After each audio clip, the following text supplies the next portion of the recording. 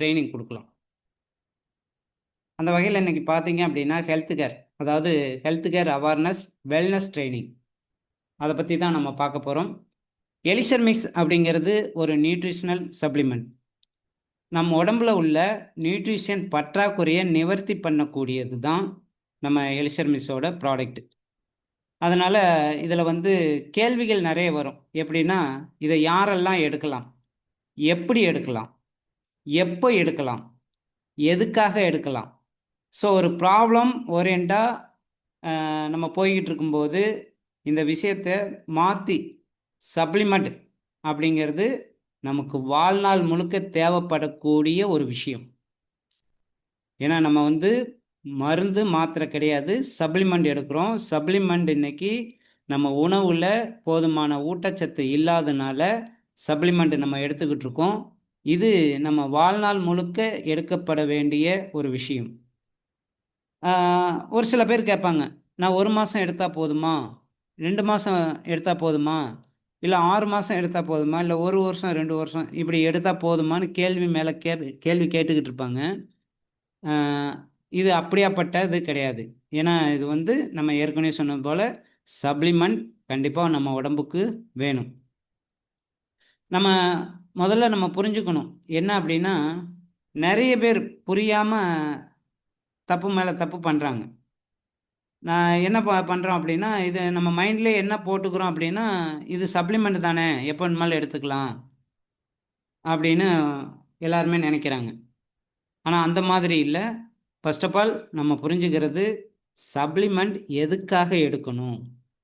யார் எடுக்கணும்? ஃபர்ஸ்ட்டு இத நம்ம தெரிஞ்சுக்கிட்டோம் அப்படி இப்ப 2, 3 வாரமா பார்த்தீங்கன்னா, நம்மளோட கிரேட் அப்ளைன் மோகன் சார் வந்து இந்த சப்ளிமெண்ட்ட பத்தியும், டாக்டருங்கள பத்தியும் ஒவ்வொரு விளக்கமும் சொல்லும்போது தான் அத பத்தியே நமக்கு கொஞ்சம் புரிதல் வருது. நம்ம ஆல்ரெடியே நெறைய டைரக்ஷன்லிங்ல இருந்தாலுமே, அ அந்த பயிற்சியில ஒவ்வொரு விஷயமும் சொல்லும்போது தான் நமக்கு ஒரு புரிதல் வருது.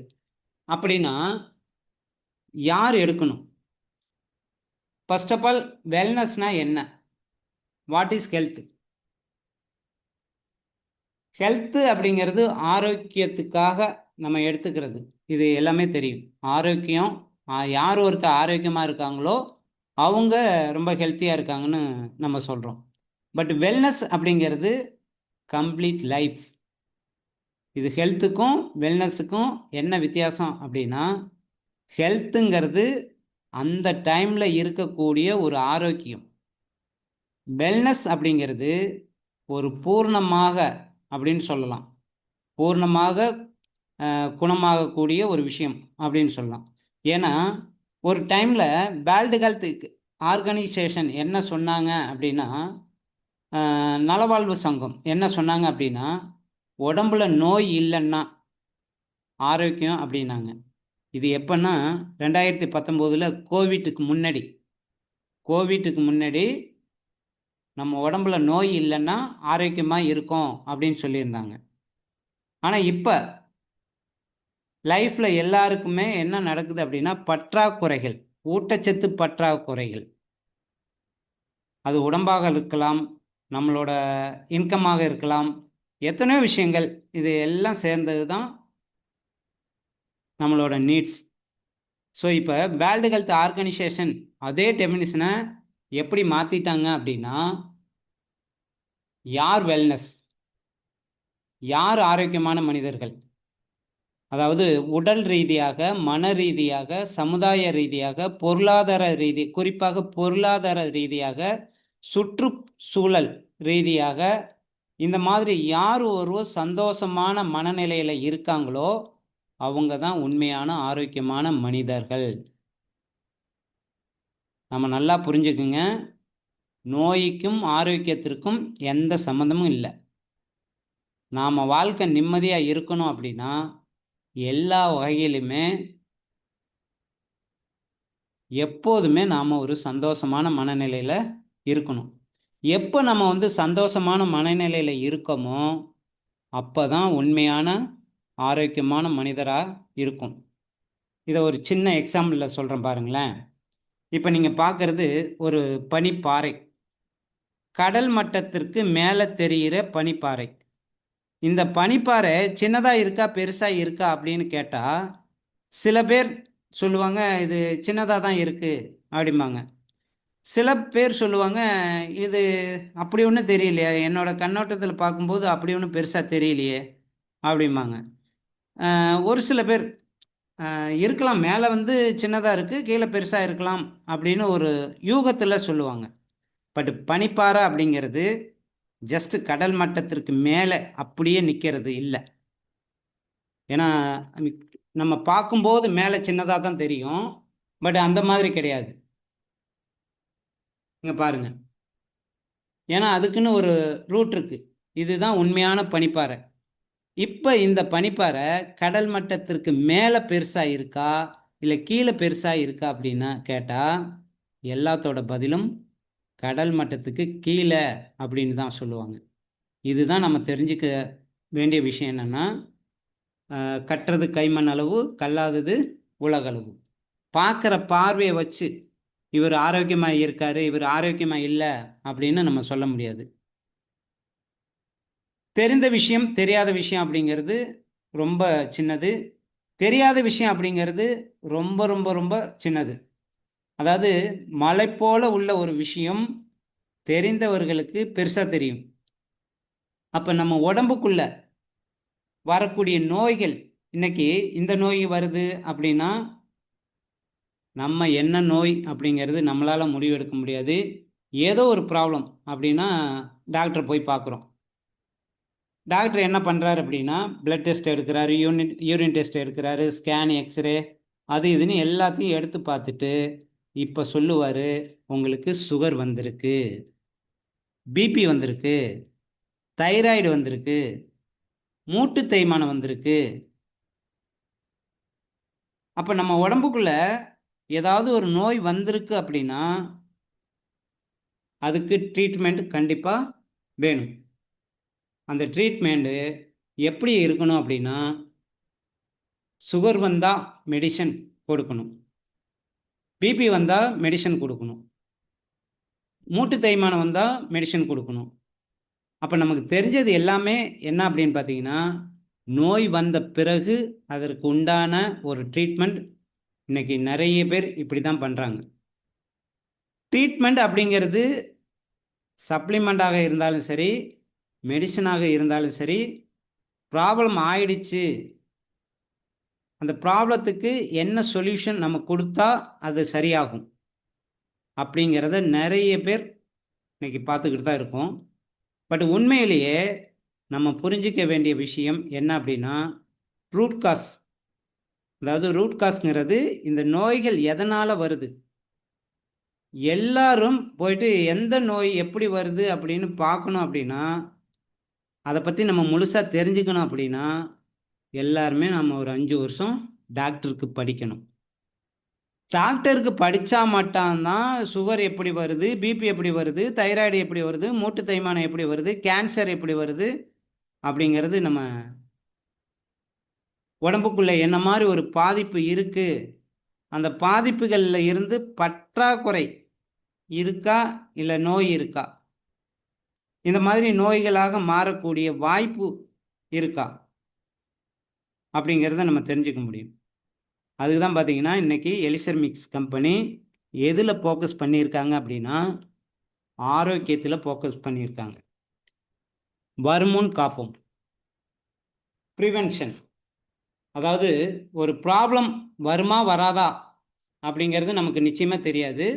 ஆனால் அந்த ப்ராப்ளம் வராமல் இருக்கணும் அப்படின்னா நம்ம ஆரோக்கியமாக இருக்கணும், நம்ம உடம்ப ஆரோக்கியமாக வச்சுக்கணும். ஆரோக்கியமாக வச்சுக்கிட்டோம் அப்படின்னா வருமுன் காப்போங்கிற விஷயத்தை எப்போதுமே எடுக்கணும். நிறைய பேர் இப்பவும் கேட்குறாங்க, சார் நான் 1 மாதம் சாப்பிட்லாமா, 2 மாதம் சாப்பிட்லாமா, 3 மாதம் சாப்பிட்லாமா, இல்லை தொடர்ந்து சாப்பிட்டுக்கிட்டே இருக்கணுமா? ப்ரிவென்ஷன் அப்படிங்கிறது வருமுன் காப்போம். 1 மாதம் வேணுமா, 2 மாதம் வேணுமா, 3 மாதம் வேணுமா, இல்லை 5 வருஷமா, 10 வருஷமா, இல்லை வாழ்க்கை முழுவதும் எடுக்கணுமா? நீங்களே யோசிச்சு பாருங்க. வாழ்நாள் முழுக்க நாம் ஒரு நோய்க்குள்ளே போகக்கூடாது அப்படின்னா, நோய் வந்தாலும் நோயை முறியடிக்கிற சக்தி இயற்கையாக நம்ம உடம்புக்குள்ளே இருக்குது அப்படின்னா கண்டிப்பாக நமக்கு ப்ரிவென்ஷனில் இருக்கணும். அப்போ நம்ம ப்ரிவென்ஷனில் ஃபோக்கஸ் பண்ணுமா, ட்ரீட்மெண்ட்டில் ஃபோக்கஸ் பண்ணுமா அப்படிங்கிறத விட உடம்புக்குள்ள நோய் வராமல் நம்ம பாதுகாக்க வேண்டியது நம்மளோட கடமை. அதுக்கு ப்ரிவென்ஷன், வருமுன் காப்பும் கண்டிப்பாக நம்ம எடுத்துக்கணும். ட்ரீட்மெண்ட் போகிறோம் அப்படிங்கிறத தாண்டி என்றைக்குமே நம்ம ஆரோக்கியமாக இருக்கணும், ப்ரிவென்ஷியாக இருக்கணும் அப்படிங்கிற அதை பற்றி தான் நம்ம யோசிக்கணும். அதில் 3 கட்டமாக நமக்கு சொல்லியிருக்காங்க. என்னன்னு பார்த்தீங்கன்னா, இருக்கக்கூடிய மருத்துவ நிலை. ஏன் இந்த மருத்துவ நிலை அப்படின்னு சொல்கிறேன்னா, 1000 நோயாளிகளுக்கு உலகம் முழுக்க ஒரு ஆய்வறிக்கை என்ன சொல்லுது அப்படின்னா, அதுவும் மேஜராக இருக்கக்கூடிய நாட்டில் எத்தனை டாக்டர்ஸுங்கள் அவங்களுக்காக அவைலபிளாக இருக்காங்க அப்படின்னு பார்த்தீங்கன்னா, இந்த சார்ட்டில் இருக்குது பாருங்கள். மெடிக்கல் டயாலிசிஸ் ட்ரீட்மெண்ட் அப்படிங்கிறது இன்றைக்கி உலகம் முழுக்க ஹையஸ்ட் எங்கே அப்படின்னா ஜெர்மனியில். ஜெர்மனியில் ஆவரேஜாக 1000 பெட்டுக்கு 1000 ஹாஸ்பிட்டல் இருக்குது அப்படின்னா 1000 பேர் வந்தாங்க அப்படின்னா அதில் 100 பேர் நோயாளி. அந்த 100 பேர் நோயாளியாக இருக்கும்போது ஜெர்மனியில் 4 டாக்டருக்கு இருக்காங்க. 100 பேர்த்துக்கு 4 டாக்டருங்க. 100 நோயாளியை பார்க்கறதுக்கு 4 டாக்டருங்க அப்படின்னா நீங்கள் இந்தியாவில் பாருங்களேன். லாஸ்ட்டாக இந்தியாவில் 0.8 அப்படின்னா 100 நோயாளிகளுக்கு ட்ரீட்மெண்ட் பண்ணுறதுக்கு ஒரு டாக்டர் கூட இந்தியாவில் இல்லை. நம்ம எப்படி மருத்துவம் பார்க்குறது? நல்லா யோசனை பண்ணி பாருங்கள். யார்கிட்ட பணம் இருக்குமோ, யாரால் இன்ஃப்ளூயன்ஸ் பண்ண முடியுமோ அவங்க மட்டும்தான் மருத்துவத்துறையில் போயிட்டு காப்பாற்றிக்க முடியும். அப்போ அவங்களுக்காக மட்டும்தான் மருத்துவம், அதுதான் சாத்தியம். பணம் இல்லை, ஆட்கள் முறையான ட்ரீட்மெண்ட் கிடையாது. அதாவது பணம் நம்ம கொடுக்கலனாவே ஆட்களுக்கு சரியான ட்ரீட்மெண்ட்டு இன்றைக்கி இல்லை. இந்த மாதிரி சூழ்நிலைக்குள்ளே தான் இன்றைக்கி நாம் இருந்துக்கிட்டு இருக்கோம், ஃபுல் அண்ட் ஃபுல் வாழ்ந்துக்கிட்டு இருக்கோம். அப்போ இந்த நிகழ்வு பார்க்கும்போது முதல் கட்டம் என்ன அப்படின்னா ஊட்டச்சத்து பற்றாக்குறை. ஊட்டச்சத்து பற்றாக்குறை இன்னைக்கு யாருக்கு? பிறந்த குழந்தை முதல் வளர்ந்த பெரிய ஆட்கள் வரை எல்லாத்துக்குமே இன்னைக்கு ஊட்டச்சத்து பற்றாக்குறை இருந்துக்கிட்டே இருக்கு. அப்போ ஊட்டச்சத்து பற்றாக்குறை அதிகம் ஆகும்போது என்ன ஆகும் அப்படின்னா போன்ஸ் வீக் ஆகும், மசில்ஸு வேஸ்ட் ஆகும், மசில்ஸு டெவலப்மெண்ட் இருக்காது.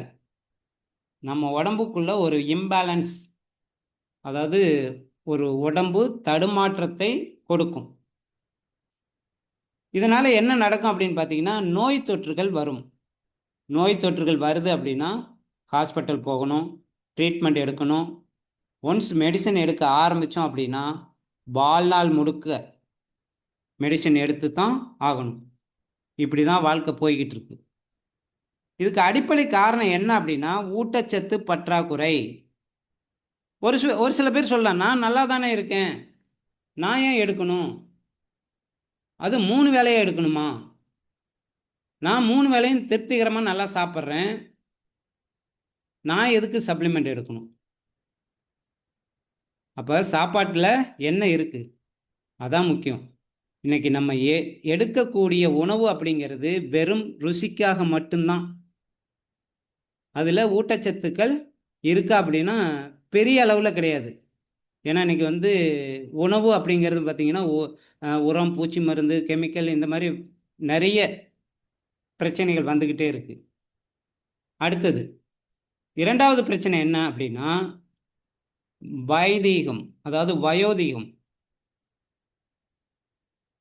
கம்மியான வயசுலேயே அதிகமான வயதாக தோற்றம். ஒரு காலத்தில் வயோதிகம் அப்படிங்கிறது 60 வயசுக்கு மேலே சுகர் வந்தது, பிபி வந்தது, தைராய்டு வந்தது, மூட்டு தேய்மானம் வந்தது, புற்றுநோய் வந்தது, உடல் பருமன், இந்த மாதிரி பிரச்சனைகள் இருந்தது. எப்போ?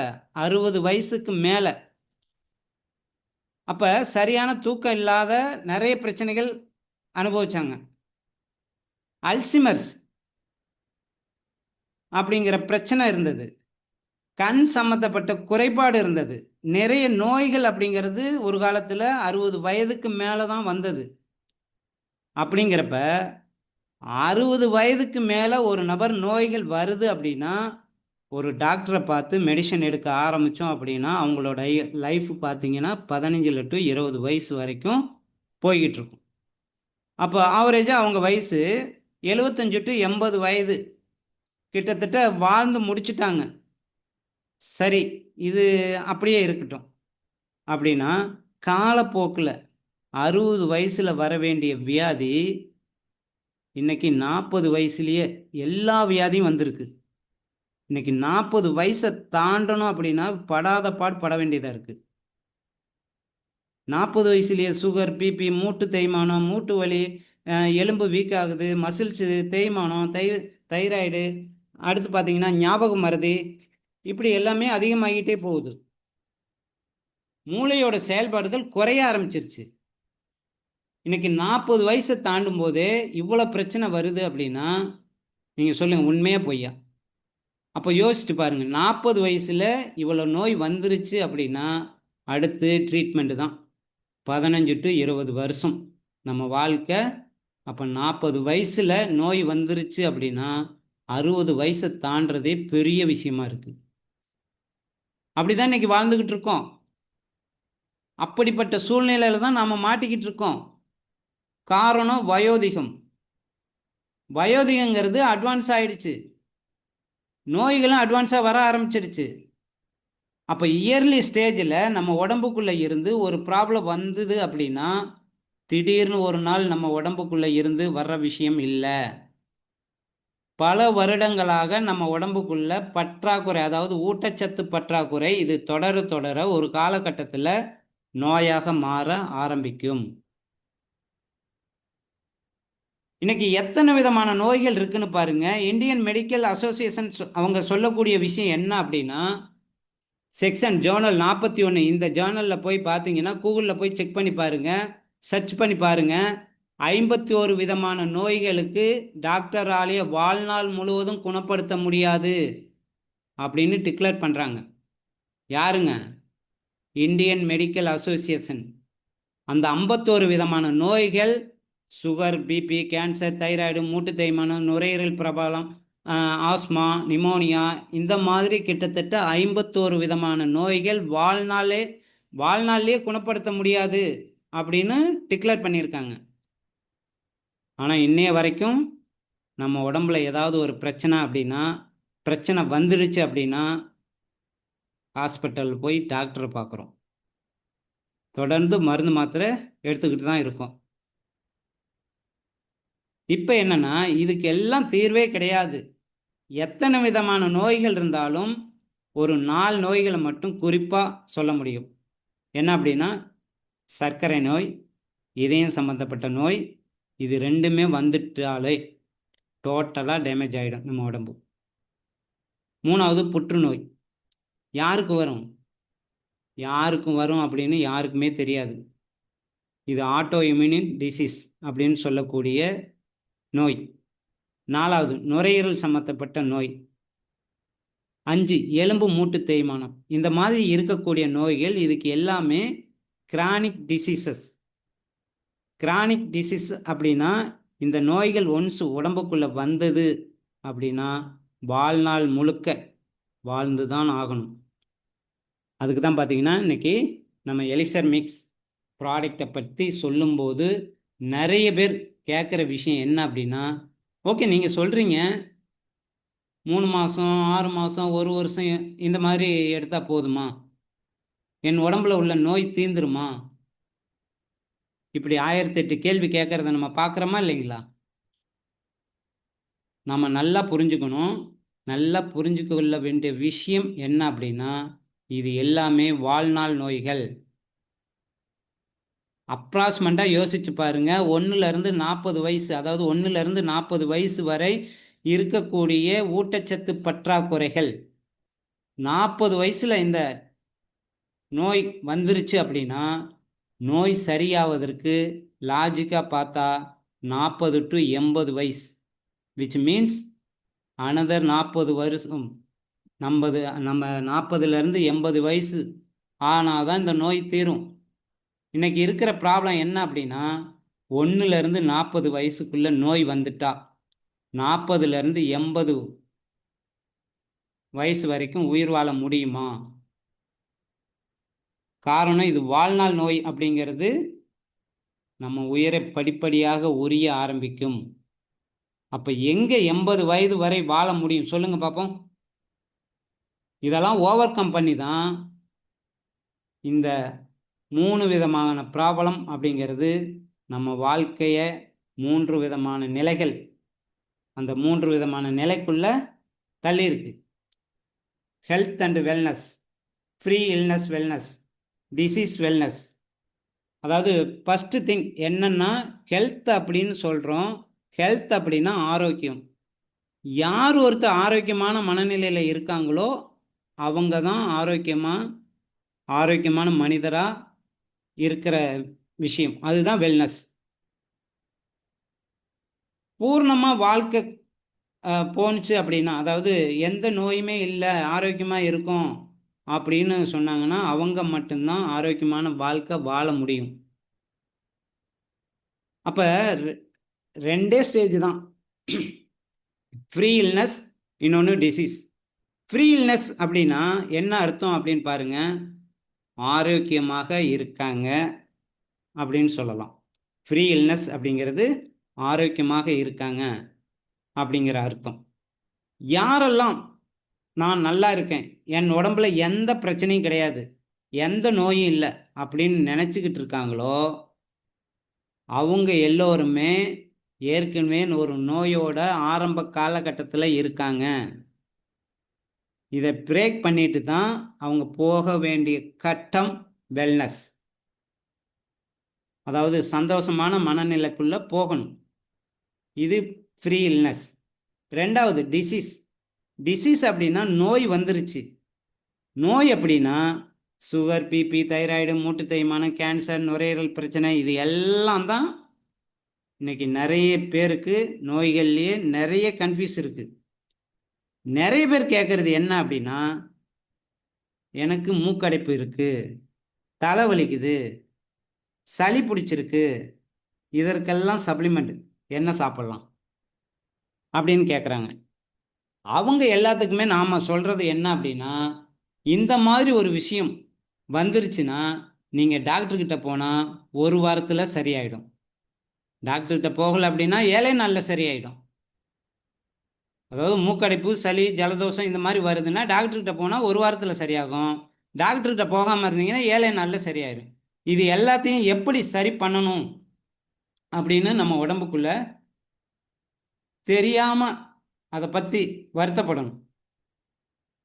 அதாவது நிறைய பேர் என்னென்னா, இதை பற்றி தெரியாமலே நிறைய பேர் அதை போய் பார்க்கலாமா, இதை போய் பார்க்கலாமா அப்படின்னு நினைப்பாங்க. பட் யோசிச்சு பாருங்க, சுகர், பிபி, கேன்சர் இதெல்லாம் வாழ்நாள் பிரச்சனைகள். இது மாதிரி வாழ்நாள் பிரச்சனைகள்ல இருந்து நம்மளை ரெக்கவரி ஆகுறது அப்படிங்கிறது ரொம்ப ரொம்ப ரொம்ப டைம் எடுத்துக்கும். இதிலிருந்து நம்ம வெல்னஸ்குள்ளே போகணும். யார் எங்கே இருக்காங்க அப்படின்னு இன்னைக்கு ஆவரேஜாக 30லேருந்து 35 வயசு வரைக்கும் பாருங்கள், எல்லாரும் ஹெல்த்தியாக இருக்கிற மாதிரி ஃபீல் பண்ணுறோம். இந்த 30 to 30 வயசை தாண்டிட்டோம் அப்படின்னா இந்த 2வது ஸ்டேஜுக்குள்ளே தான் இருக்கும். அப்படி எவ்வளோ பேர் இருக்காங்கன்னு பார்த்தீங்கன்னா, ஒரு 70% நபர்கள் ஃப்ரீ இல்னஸில் இருக்கும். யாரெல்லாம் உடம்புக்குள்ள நோய் இல்லை, நான் ஆரோக்கியமாக இருக்கேன் அப்படின்னா, எல்லார் உடம்புலையும் ஏற்கனவே ஒரு நோய் ஸ்டார்ட் ஆயிடுச்சு. இது 30% மக்கள் இன்னைக்கு இருக்கிற காலகட்டத்தில் நோயோட பிடியில் தான் இருக்கும். நம்ம கவனம், அக்கறை எங்கே இருக்கணும் அப்படின்னா, நோய் வந்த பின் இருக்கணுமா இல்லை வருமுன் காப்போம் அப்படிங்கன்னு இருக்கணுமான்னு பாருங்க. அந்த 70% மக்கள், நம்மளோட டார்கெட்டே அந்த 70% மக்கள் தான். அப்போ நாளைக்கு நோய்க்குள்ளே போயிட்டா தீர்வு இல்லை, நாளைக்கு நோய்க்குள்ளே போகாமல் இருக்க வேண்டியது ப்ரிவென்ஷன். அந்த பனிப்பாறை சொன்ன பாருங்க, அதை ஞாபகம் வச்சுக்குங்க. இதுதான் நம்ம புரிந்து கொள்ள வேண்டிய விஷயம். ஏன்னா இன்னைக்கு நோய் வர்றதற்கு 2 காரணங்கள் தான். ஸ்ட்ரெஸ்ஸு, அதாவது மன அழுத்தம், இன்னொன்று நச்சு பொருட்கள். ஓகே, நச்சு பொருட்கள் அல்லது ஸ்ட்ரெஸ்ஸு இல்லாத மனிதனே கிடையாதா? கண்டிப்பாக கிடையாது. எல்லாருக்குமே இந்த ப்ராப்ளம் இருக்குது. அப்போ நம்ம ஸ்ட்ரெஸ்ஸு எங்கே இருந்து வருது அவங்களுக்கு நம்ம சொல்ல வேண்டிய அவசியமே இல்லை. ஆட்டோமேட்டிக்காக ஏதோ ஒரு ப்ராப்ளம்னால ஸ்ட்ரெஸ் ஆகுறாங்க, நிறைய பிரச்சனையை பார்க்குறாங்க, அதனால மன உளைச்சல் வருது. ஒரு சில பேர் நினைப்பாங்க, அவங்களுக்குலாம் இவ்வளோ பிரச்சனை இருக்கே, நம்ம நல்லா இருக்குமே, நமக்கு ஏதோ ஆயிடுச்சோ, ஏன் நமக்கு மட்டும் எந்த பிரச்சனையும் வரல? ஏன்னா நல்லா இருக்கிறவங்க நினைக்கக்கூடிய சூழல் இன்னைக்கு, அந்த வீட்டில் பிரச்சனை, இந்த வீட்டில் பிரச்சனை, நம்ம வீட்டில் மட்டும் பிரச்சனையே இல்லையே, நம்ம நல்லா இருக்கோமே, ஏன் நல்லா இருக்கும் அப்படிங்கிற மாதிரி நினைக்கக்கூடிய அளவுக்கு நம்மளை நாமே சந்தேகப்படுற மாதிரி இன்னைக்கு சூழல் ஆயிடுச்சு.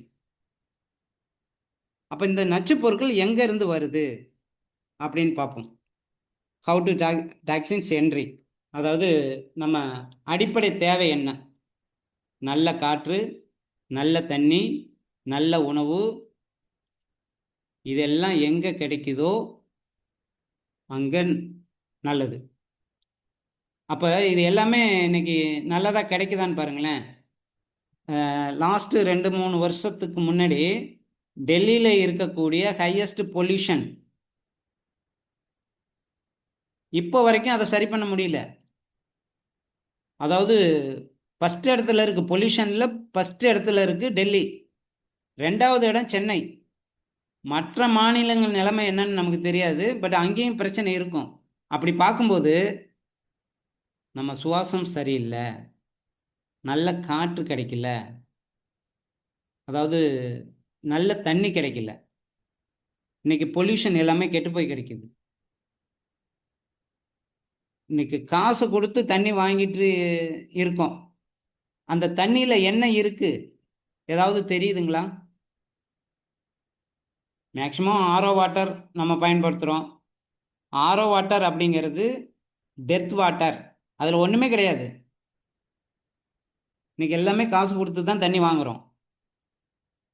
3வது உணவு, முழுக்க முழுக்க இன்னைக்கு கெமிக்கல். இன்னைக்கு விவசாயத்தோட உற்பத்தி எதுவாக இருந்தாலும் சரி, அது நான்வெஜ்ஜாக இருந்தாலும் சரி, வெஜ்ஜாக இருந்தாலும் சரி, எல்லாமே முழுக்க முழுக்க கெமிக்கல் ஆயிடுச்சு. அடிப்படை தேவையாக இருக்கக்கூடிய காற்று, தண்ணி, உணவு, இந்த 3மே நல்லா தான் இன்னைக்கு கிடைக்கல. அதை தாண்டி இன்னைக்கு இருக்கக்கூடிய உணவு பழக்க வழக்கங்கள் எப்படி இருக்குன்னு பாருங்க. அதாவது நம்ம சொல்லக்கூடிய புகையிலை, சிகரெட்டு, ட்ரிங்க்ஸ் எல்லாமே இன்னைக்கு ரொம்ப சின்ன வயசுலேயே இந்த பழக்கங்கள் நிறைய பேருக்கு இருந்துக்கிட்டு இருக்கு. இதை விட்டு வெளியே வர முடியல. அதை தாண்டி ஒன்ஸ் நோய்கள் வந்துருச்சு அப்படின்னா வாழ்நாள் முழுக்க மெடிசன் எடுக்க ஆரம்பிக்கணும். இதை நான் சொல்லலைங்க, டாக்டர் சொல்கிறாரு. எத்தனை விதமான காரணங்கள், இது எதுவுமே நம்ம கண்ட்ரோல்குள்ளே இல்லை. இன்னைக்கு காற்றை மாற்ற முடியுமா? தண்ணியை மாற்ற முடியுமா? உணவு முறைகளை மாற்ற முடியுமா? இல்லை பழக்க வழக்கங்கள் எல்லாமே நம்ம கண்ட்ரோலில் இருக்கான்னு பாருங்கள். அல்லது மெடிசன் அப்படிங்கிறது டிஃபன்ஸ். அப்போ எதுவுமே நம்ம கண்ட்ரோலுக்குள்ளே இல்லை. இந்த சூழ்நிலைக்குள்ளே தான் எல்லாருமே வாழ்ந்துக்கிட்டு இருக்கோம். அதனால தான் பார்த்தீங்கன்னா 70% மக்கள் யாரெல்லாம் நான் ஆரோக்கியமாக இருக்கேன் என நினச்சிக்கிட்டு இருக்காங்களோ அவங்க எல்லாருமே நோயோட ஆரம்ப கட்டத்தில் தான் இருக்காங்க. இதை யாராலையும் மாற்ற முடியாது. ஆனால் சில விஷயங்கள் கண்ட்ரோலுக்குள்ளே இருக்குது. எதுவெல்லாம் கண்ட்ரோலுக்குள்ளே இருக்குது அப்படின்னா இங்கே பாருங்க, அதாவது ஹெல்த்தி ஃப்ளாட். முதல்ல நம்மளோட உணவு பழக்க வழக்கத்தை மாற்றணும். மாற்ற முடியுமா? கேள்விக்குறி. இன்னைக்கு சென்னையில் எடுத்துக்கங்க, நைட்டு 2 மணிக்கு மிட் நைட் பிரியாணி அப்படின்னு சொல்லி கொடுக்குறாங்க, விற்க ஆரம்பிச்சிட்டாங்க. 2 மணி அப்படிங்கிறது 2 மணிலேருந்து 5 மணி வரைக்கும் என்ன நேரங்க? நம்ம நல்லா ஆரோக்கியமாக தூங்கக்கூடிய நேரம். அந்த நேரத்தில் பிரியாணி சாப்பிட்டா நம்ம உடம்பு என்ன ஆகுன்னு பாருங்க. நம்ம ஃபுட் அப்படிங்கிறது பாத்தி கட்டி அடிக்கணுங்கிறது இல்லை. அதில் எவ்வளோ கார்போஹைட்ரேட் இருக்குது, எவ்வளோ நல்லச்சத்து இருக்குது, நார்ச்சத்து இருக்குது அப்படிங்கிறத பார்த்து குறைவான உணவாக இருந்தாலும் தரமான உணவாக, ஊட்டச்சத்து நிறைந்த உணவாக, அட்லீஸ்ட் நம்ம எடுக்கக்கூடிய உணவில் சர்க்கரை சத்து, புரதச்சத்து, நார்ச்சத்து, கொழுப்பு சத்து இது எல்லாம் சரி விகிதத்தில் இருக்கணும்.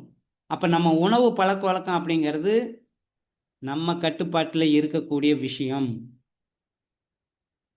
அப்போ யாருங்க மாற்றிக்கணும்? நம்ம தான் மாற்றிக்கணும். 2வது, நல்ல தூக்கம்.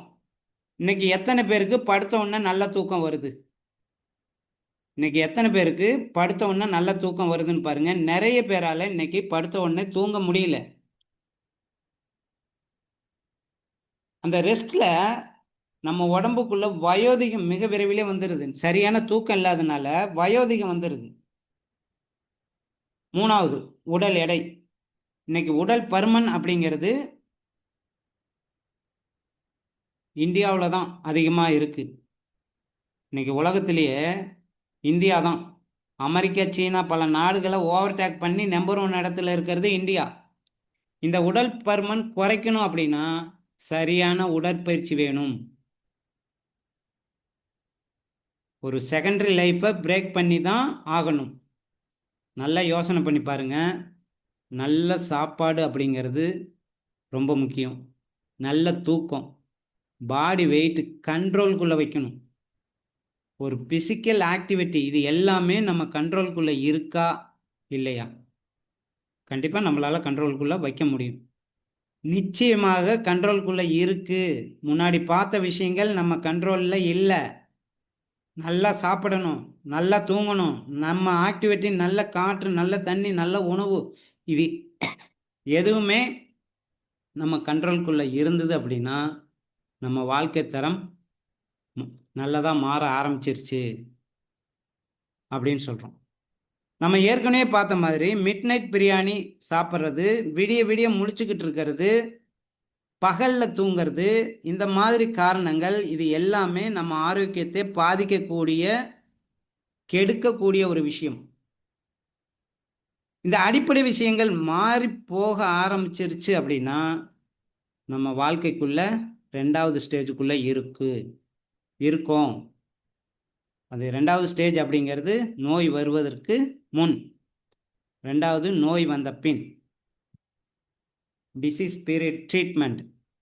இன்னைக்கு ஒரு நோய் வந்துருச்சு அப்படின்னா கண்டிப்பாக ட்ரீட்மெண்ட் எடுத்தே ஆகணும். ஒரு நோய் வந்துடுச்சு அப்படின்னா என்ன மாதிரி பிரச்சனையை சந்திக்கிறாங்க? இன்னைக்கு ஒரு டாக்டர்கிட்ட போகிறோம், அது நோயா இல்லையாங்கிறது நமக்கு தெரியாது. ஆனால் ஏதோ ஒரு பிரச்சனை நம்ம உடம்புல இருக்குது, ஸ்டார்ட் ஆகிடுச்சு. டாக்டர் எல்லா டெஸ்ட்டும் எடுத்து பார்க்குறார். பார்த்துட்டு, வாழ்த்துக்கள் உங்களுக்கு சுகர் வந்துருச்சு, வாழ்த்துக்கள் உங்களுக்கு பிபி வந்துருச்சு, வாழ்த்துக்கள் உங்களுக்கு மூட்டு தேய்மானம் வந்துருச்சு, வாழ்த்துக்கள் உங்களுக்கு தைராய்டு வந்துருச்சு. எதுக்குங்க வாழ்த்து? இப்போ இந்த இவ்வளோ பிரச்சனை, அதுலேருந்து அந்த டாக்டரு லைஃப் லாங் வருமானம் வரப்போகுது டாக்டருக்கு.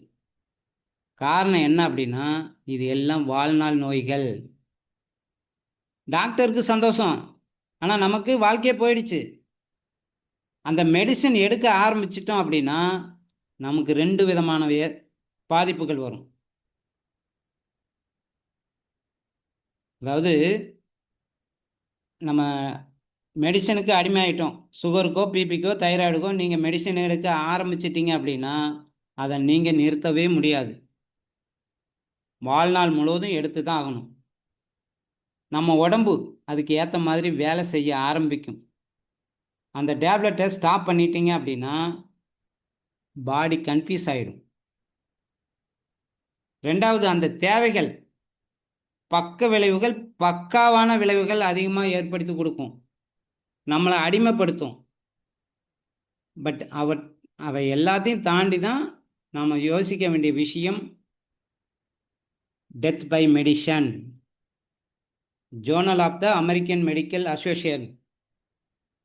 அமெரிக்கன் மெடிக்கல் அசோசியேஷன் ஒரு ஜோர்னலில் கொடுக்குறாங்க, டெத் பை மெடிசன். இன்ஃபேக்ட் இதற்கான ஒரு புக்கே இருக்குது. மெடிசனால் ஏற்படக்கூடிய இழப்புகள், அதற்கான ஒரு புக்கே போட்டிருக்காங்களாம். அந்த புக்கில் என்ன சொல்கிறாங்க அப்படின்னா, வருஷத்தில் 2,25,000 பேர் ஹாஸ்பிட்டல் போகிறதுனால இறந்து போகிறாங்களாம். எப்படின்னு பார்த்தீங்கன்னா, தேவையில்லாத சர்ஜரி, தேவையில்லாத மெடிசன், தேவையில்லாத ஹாஸ்பிட்டலில் நடக்கக்கூடிய தொற்று நோய்கள், தவறான ப்ரெஸ்கிரிப்ஷன். வருஷத்தில் இந்த மாதிரி 2,25,000 பேர் ஹாஸ்பிட்டலில் இறக்குறாங்களாம். இதை நான் சொல்லலை, கூகுளில் போய் செக் பண்ணி பாருங்கள். அமெரிக்கன் மெடிக்கல் அசோசியேஷன் சொல்கிறது. இது எல்லாமே நோய் வந்ததுனால மட்டும் அல்ல, ஹாஸ்பிட்டல் மருத்துவமனை போகிறதுனால இறக்குறாங்க. அதனால தான் டெத் பை மெடிசன் அப்படிங்கிறத ஒரு புக்கே போட்டிருக்காங்களாம்.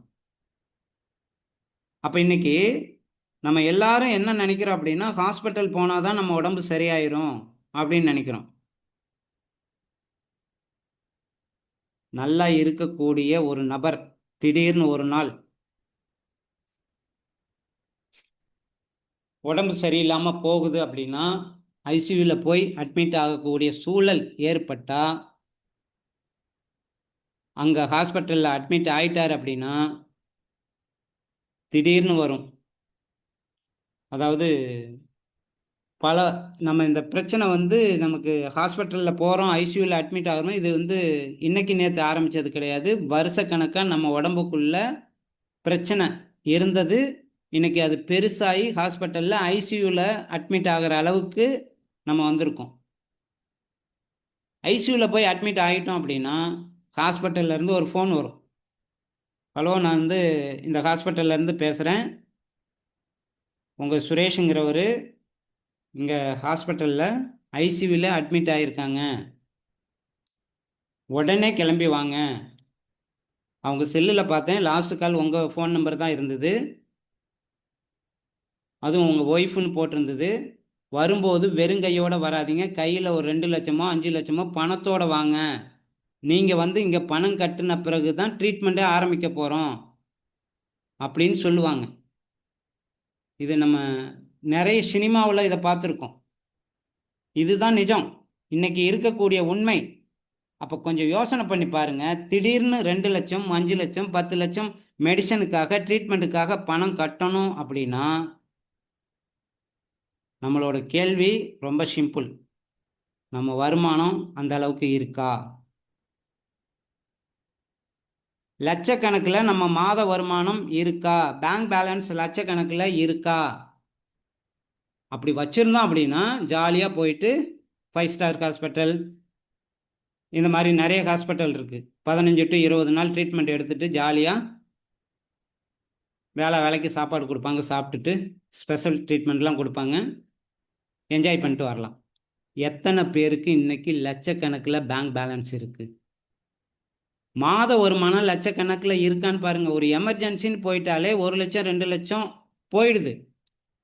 இந்த இடத்துல நம்ம நல்லா புரிஞ்சுக்க வேண்டியது என்ன அப்படின்னா, ஒரு தனி மனிதனுக்கு நோய் வந்துருச்சு அப்படின்னா அது தனி மனிதனோட பிரச்சனை அல்ல, அந்த குடும்பத்தையே அழிக்கக்கூடிய ஒரு விஷயம்.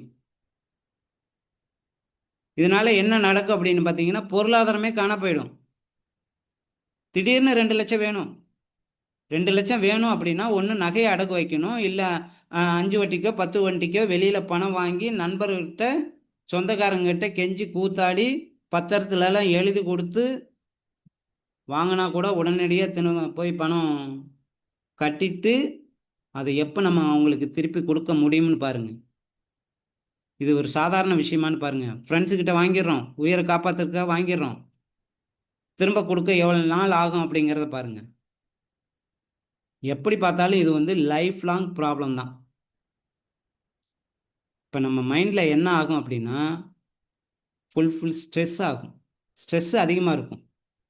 ஒரு வீட்டில் ஒருத்தருக்கு நோய் வந்தால் கூட அது தனி மனிதன் பாதிப்பு இல்லை, முழுக்க முழுக்க ஒரு குடும்பத்தையே அழிக்கக்கூடிய ஒரு விஷயம். குடும்பத்தில் நிம்மதி போயிடும், பொருளாதாரம் போயிடும், அந்த குடும்பத்தோட வாழ்வாதாரமே கேள்விக்குறி ஆயிரும். அப்போ எவ்வளோ ஒரு சீரியஸான விஷயம்னு பாருங்க. அப்போ தயவு செய்து நம்ம உடம்ப யாருங்க பார்த்துக்கணும்? இந்த மாதிரி விஷயங்களை நம்ம குடும்பத்தில் இருக்கிறவங்களுக்கோ பக்கத்து வீட்லேயோ உறவினர்கள் கூட இந்த மாதிரி ஒரு சேலஞ்ச் வரக்கூடாது அப்படின்னு நம்ம கடவுள்கிட்ட பிரார்த்தனை பண்ணிக்கலாம். இதிலிருந்து நாம் எப்படி வெளியே வர முடியும்? சரி, ஒரு நோய் வந்துருச்சு, இத்தனை விதமான பிரச்சனைகள் இருக்கா? நோய் வருவதற்கு முன் எத்தனை விதமான பிரச்சனைகள் இருக்கு அப்படின்னு பார்ப்போம். அதாவது இந்தியாவில் 142 கோடி மக்கள் இன்னைக்கு இருக்காங்க. இந்த 142 கோடி மக்கள் தொகையில் 27% பேர் ஆல்ரெடி அந்த நோயோட ஆரம்ப கட்டத்தில் தான் இருக்காங்க. நான் சொல்றது வயதானவர்கள் கிடையாது. 30 to 45 வயசுக்குள்ள இருக்கிற நபர்கள் நோயோட ஆரம்ப கட்டத்தில் 27% மக்கள் இருக்காங்க. இந்த 142 கோடியில் 45% மக்கள் இந்த மாதிரி நோயோட தான் இருக்காங்க. ஆனால் இது யாருக்குமே தெரியறதில்ல. வயதான பிறகு ஒரு ரிட்டைர்மெண்ட்டுக்கு அப்புறம், அதாவது ரிட்டைர்மெண்ட் மீனிங் 60 வயசுக்கு அப்புறம் ஒரு பிரச்சனை வருது அப்படின்னா டாக்டர்கிட்ட போய் பார்ப்போம், மெடிசன் கொடுப்பாரு. மெடிசன் எடுத்துக்கிட்டு வரோம்னா 10லேருந்து 15 வருஷம் ஓட்டிடலாம். அவ்வளோதான் வாழ்க்கை. அதுக்கப்புறம் எல்லாருமே நம்ம பசங்க பேர பிள்ளைங்க பெருசாக வந்திருப்பாங்க. ஆனால் 30லேருந்து 45 வயசுக்குள்ளே ஒரு நபருக்கு நோய் வந்துருச்சு அப்படின்னா, அல்லது நோயோட ஆரம்ப கட்டத்தில் இருக்கும் அப்படின்னா, நம்ம வாழ்க்கை என்ன ஆகும் அப்படிங்கிறத கொஞ்சம் யோசனை பண்ணி பாருங்க. ஆனால் நம்ம உடம்பு நல்லா ஆரோக்கியமாக இருக்கும், நான் எதுக்கு எடுக்கணும் அப்படின்னு நிறைய அதிபுத்திசாலிகள் யோசிப்பாங்க. நம்ம உடம்பு வந்து பார்த்திங்கன்னா ரொம்ப சூப்பராக காட்டும். நமக்கு என்ன காட்டும் அப்படின்னா, நிறைய அறிகுறியை காட்டும். சாப்பிட பிடிக்கல, பசி எடுக்கல, உடம்புக்கு அங்கங்கே கட்டிகள் வரும், முடி கொட்டும், வெயிட் லாஸ் வரும், தூக்கம் இல்லாமல் இருக்கும். இது எல்லாம் நமக்கு தெரிய ஆரம்பிக்குது அப்படின்னா உடம்புல ஏதோ ஒரு பாதிப்பு ஆல்ரெடி ஸ்டார்ட் ஆயிடுச்சு. நம்ம உடம்புக்குள்ள ஊட்டச்சத்து பற்றாக்குறை நிறையவே இருக்கு அப்படிங்கிறத தெரிய ஆரம்பிக்கும். ஏன்னா நம்ம உடம்பு சொல்லும், அதுக்கு ஒரு சிம்டம்ஸை காட்டும். அப்போ ஏதோ ஒரு நோயோட ஆரம்ப கட்டத்தில் இருக்கும் அப்படிங்கிறத நம்ம உடம்பு சுட்டி காட்டுது. இது சரி பண்ணாமல் விட்டுட்டோம் அப்படின்னா தான் 2வது ஸ்டேஜ் என்ன அப்படின்னா, உடல் உறுப்புகள் ஒன் பை ஒன்னாக பாதிக்க ஆரம்பிக்கும். அதில் தான் பார்த்தீங்கன்னா பேங்க்ரியஸ் டேமேஜ் ஆகலாம், மூளை டேமேஜ் ஆகலாம், இதயம் டேமேஜ் ஆகலாம், கிட்னி செயலிழந்து போகலாம், ஒரு உறுப்புகளும் பாதிக்க ஆரம்பிக்கும். இது 2வது ஸ்டேஜுக்கு போகிறது உறுதி. இது 2வது கட்டத்திலேயே நம்ம முழுக்க இதை என்னன்னு கண்டுபிடிச்சு சரி பண்ணிட்டோம் அப்படின்னா பரவாயில்ல, சூப்பர். ஒருவேளை இதையும் கவனிக்க தவறிட்டோம் அப்படின்னா கடைசியாக ஒரே ஒரு கட்டம்தான் பேரலைசிஸ், அதாவது பக்கவாதம். பக்கவாதம் ஒரு நபருக்கு வந்துருச்சுன்னா எல்லாமே நம்ம கண்ட்ரோலை விட்டு போயிடுச்சுன்னு அர்த்தம். எதையுமே சரி பண்ண முடியாது. சரி, அதை தாண்டி போயிடுச்சு, அடுத்து என்ன? மரணம் தானே. மரணங்கிறது என்னைக்கோ ஒரு நாளைக்கு வரக்கூடியது தானே, அது இப்பயே வந்துட்டு போகுதே அப்படின்னு ஒரு சில பேர் நினைக்கலாம். மரணம் அப்படிங்கிறது ஏதோ பிறந்தோம் வாழ்ந்தோம் ஒரு நாள் இறக்கத்தான் போகிறோம் அப்படின்னு நினைக்காம, இனி வாழ்க்கையை முடிஞ்சு போச்சு, போனால் போயிடுச்சு, இந்த உடம்பை வச்சு என்ன பண்ண போகிறோம் அப்படின்னு நிறைய பேர் நினைக்கலாம். ஆனால் குடும்பத்தில் இருக்கிறவங்க அவதிப்படுவாங்க பாருங்க. எப்படின்னா நமக்கு பக்கவாதம் வந்துருச்சு. ஒரு 20 நாள் நல்லா பார்த்துக்குவாங்க. இன்னும் ஒரு 10 நாள் அவங்களுக்குள்ளேயே ஒரு சலிப்பு வந்துரும். என்னதான் இருந்தாலும் நம்ம நெறைய நம்ப வேலைய நம்பளால செய்ய முடியாதம்போது, குடும்பத்தில சலிப்பு வந்துரும். இத எத்தன பேர் சகிச்சுக்கிட்டு உங்களுக்கு பணிவிடை செஞ்சு குடுப்பாங்கன்னு பாருங்க. அதாவது மனசுக்குள்ளேயே பேசுவாங்க. இதெல்லாம் இன்னும் போகாம, இன்னும் உயிரோட இருந்து நம்ப கழுத்த அறுத்துக்கிட்டு இருக்கு. அப்படின்னு பேசுவாங்க. இன்னும் கொஞ்ச நாள் கழிச்சு காது பட பேசுவாங்க. அப்ப மரணம் அப்படிங்கிறது நல்ல மரணம், கெட்ட மரணம் இதெல்லாம் கிடையாது. இது நல்லதா, கெட்டதா யாருக்கு தெரியும் அப்படின்னா, இது யாருக்குமே தெரியாது. நம்ம உடம்ப நம்ம சரியானபடி கண்ட்ரோல்ல வச்சுக்கணும். அதாவது நல்ல மரணம் அப்படிங்கிறது பார்த்தீங்கன்னா, இந்த நைட்டு வந்தாரு, படுத்தாரு, காலைல உயிர் போயிடுச்சு. அது அந்த மனுஷன் நல்ல மனுஷங்க. குடுத்து வச்சவருங்க அப்படிம்பாங்க. அது நல்ல மரணம். ஆனா, நான் ஏற்கனவே சொன்னது போல, இதெல்லாம் இருந்துகிட்டு நம்ம உசுர வாங்குது. இதெல்லாம் நம்ம காதுல கேட்டோம் அப்படின்னா, எப்படியாப்பட்டது? இதெல்லாம் நம்ம தேவையா? அதாவது இந்த மாரி ஒரு மரணம் தேவையா? அதுக்கு தான் நம்ம சொல்றோம் என்னன்னா, நம்ம உடம்ப ஆரோக்கியமாக வச்சுக்கிட்டோம் அப்படின்னா, இந்த மாரி பேச்சுக்கு, ஏச்சுக்கு இதெல்லாம் நம்ம காது குடுத்து கேட்கணுங்கிற அவசியம் இல்ல.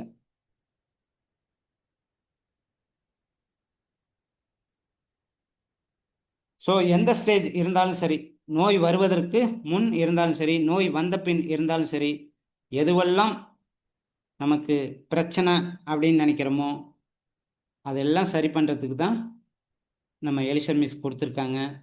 இதில் பார்த்தீங்க அப்படின்னா, நோய் வந்துருச்சு அப்படின்னா எதெல்லாம் காணா போகும்னு பாருங்களேன். அதாவது நம்ம இவ்வளோ நாள் கஷ்டப்பட்டு சம்பாதிச்ச பணம் காணா போயிடும். ஹாஸ்பிட்டல் செலவு 2,00,000 3,00,000 பண்ணி தான் ஆகணும், செலவு பண்ணி தான் ஆகணும். இன்கம் அப்படிங்கிறது பார்த்தீங்கன்னா இருக்காது. ஏன்னா நம்ம சம்பாதிக்கிறது எல்லாமே மருத்துவ செலவுக்காக செலவு பண்ணிக்கிட்டு இருப்போம். ஒருவேளை இன்சூரன்ஸ் எடுத்திருக்கோம். நம்ம இறந்ததுக்கப்புறம் குடும்பத்துக்கு வரும்னு நினைப்போம். ஆனால் அந்த இன்சூரன்ஸை கட்டுறதுக்கு பணம் வேணும். அங்கேயும் ஒரு வருமானம் இருக்கணும். ஒன் டைம் பணம் கட்டிட்டோம். இன்சூரன்ஸ் தேவைப்படுமா தேவைப்படாதுன்னு நமக்கு தெரியாது. அப்போ நம்ம வாழ்க்கை எந்த மாதிரி போய்கிட்டு இருக்குன்னு பாருங்க. அடுத்து ஹெல்த்து. தொடர்ந்து மருந்து எடுக்க ஆரம்பித்தோம் அப்படின்னா வாழ்க்கை காணாமல் போயிடும். ஆரோக்கியம் காணாமல் போயிடும். இதனால் மன அழுத்தம் நமக்கு அதிகமாக வரும். மன அழுத்தம் அதிகமானா நம் கனவுகள், ஆசைகள், லட்சியம் எல்லாமே காணா போயிடும். சின்ன சின்ன ஆசைகளை கூட நிறைவேற்ற முடியாத சூழலுக்கு நம்ம தள்ளப்படுறோம்.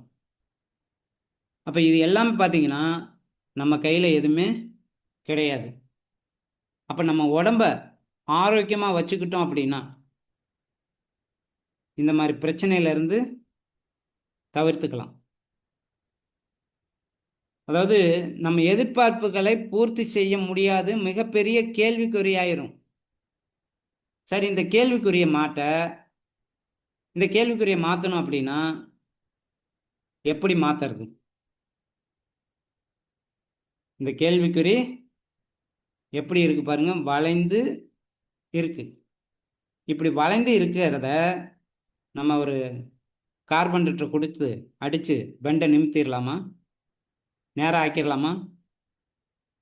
கண்டிப்பாக இதை நேராக ஒரு ஆச்சரியக்குறியாக மாற்ற முடியுமா இல்லையா? நம் வாழ்க்கை ஆச்சரியக்குறியாக மாற வேண்டுமா? கண்டிப்பாக மாறணும். அப்போ யாரை பெண்டை நிமித்தலாம்? இந்த கோட்டை பெண்டை நிமித்துறதுனால எந்த பிரயோஜனமும் இல்லை. இன்னைக்கு நிறைய பேர் சப்ளிமெண்ட் எடுக்கணும் அப்படின்னா 1008 கேள்வி கேட்குறாங்கல்ல. நான் தான் நல்லா இருக்கேனே, என் உடம்புல எந்த பிரச்சனையுமே இல்லையே, நான் ஏன் இதெல்லாம் எடுக்கணும்? இதை எடுத்தால் ஏதாவது பிரச்சனை வருமா? இப்படிப்பட்ட கேள்வி நிறைய பேர் கேட்குறவங்கள நம்ம பார்க்குறோமா இல்லைங்களா? அவங்கள தான் நம்ம பெண்டை நிமித்தணும். இப்போ கேள்வி கேட்குறாங்க பாருங்க, நான் நல்லா இருக்கேன், என் உடம்புல பிரச்சனை இல்லை, இதை எடுத்தால் பிரச்சனை சரியாக வருமா? இப்படிப்பட்ட கேள்வி கேட்குறவங்கள பெண்டை நிமித்தணும். அப்போ சப்ளிமெண்ட்டுங்கிறது நோய்க்கான தீர்வு இல்லை, ஆரோக்கியத்திற்கான தீர்வு மட்டும்தான் அப்படின்னு நம்ம அவங்களுக்கு புரிய வைக்கணும். இந்த ஊட்டச்சத்து பற்றாக்குறைகள் நம்ம உடம்புல அதிகமாக இருந்ததுன்னா எந்த நோயும் வராது. அதாவது ஊட்டச்சத்து நிறைய இருக்குன்னா எந்த நோயும் வராது. அப்போ நம்ம வாழ்க்கையை ஆச்சரியக்குறியாக மாற்ற முடியும். அதை மாற்றக்கூடிய தன்மை யார் கையில் இருக்கு அப்படின்னா செல்ஃப் கேர். ஓகே, நமக்கு இன்னும் இது நிறைய இன்னும் ஒரு 1/2 hour ப்ரோக்ராம் இருக்குது. நெக்ஸ்ட் வீக்கோ இல்லை மார்னிங் மீட்டிங்லேயோ இதை கண்டினியூ பண்ணுவோம். இன்னும் பார்த்தீங்கன்னா செல்ஃப் கேர் இருக்குது, ரீபேலன்ஸ் இம்யூனிட்டி பூஸ்ட் இருக்குது, சொல்யூஷன் என்ன கிடைக்கும், செல்கள், இன்றைக்கி நம்ம உடம்புல நிறைய செல்கள் இருக்குது, அதெல்லாம் எப்படி சரி பண்ணணும், இந்த மாதிரி. அதே போல் பார்த்தீங்கன்னா 5 வகையான தூண்கள், நச்சுத்தன்மை நீக்கம், nutrition, fitness, nervous problem, hormones, இது எல்லாத்தையும் இந்த எலிசர் மிஸ் எப்படி சரி பண்ணும், மெடிக்கலுக்கும் வெல்னஸுக்கும் என்ன வித்தியாசம் அப்படிங்கிறது இருக்குது. இதை நம்ம நெக்ஸ்ட் வீக் கண்டினியூ பண்ணுவோம்.